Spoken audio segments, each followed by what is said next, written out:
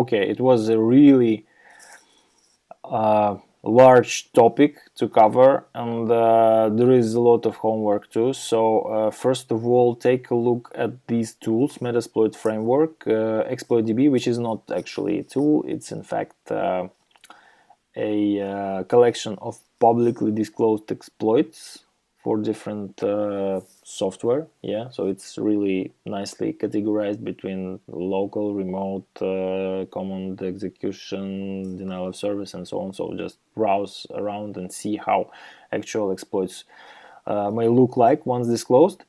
Volatility framework is really interesting to play around, and I totally recommend that to do on your free time. Yeah, and Conboot, just look around what it does, and maybe find a few bucks to buy it and see how it works in action, because it's really interesting. It works against Linux, Mac OS, and of course Windows.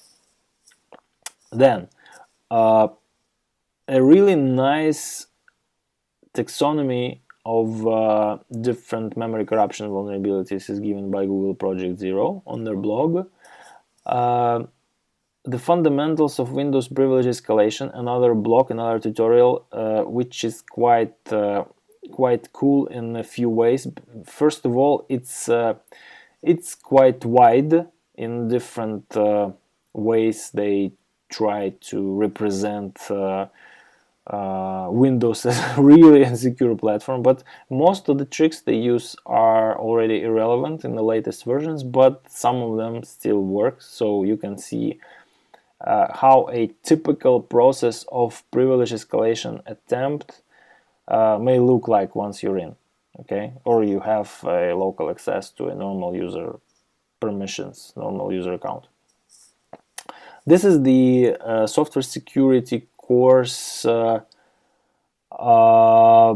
Coursera that I have recommended along the video. So it's quite nice, I would say. I enjoyed that very much. It doesn't cover any it doesn't cover much application programming, so it's more system specific, it's system centric. It doesn't include anything about web applications, at least it didn't when I went through that course. So it's more of a theoretical basis for further development of those skills, but it gives a lot of information and the basis for understanding of how things work, how computers work, how memory bugs, system bugs, all that stuff can be compromised. And most importantly, it gives you an idea of what can and cannot be automated, and if can be, to what extent it can be automated in the application security world, because we all know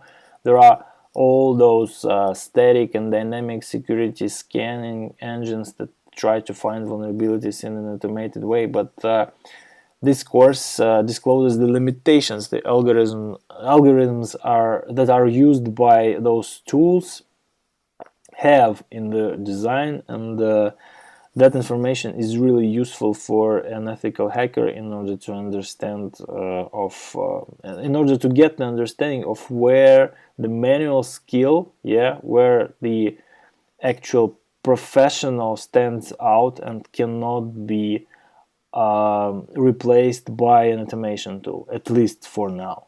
Okay, and this is the original article in FRAC issue 49. About memory corruption bug, widely known as buffer overflow. And there is this tutorial for null share exploitation.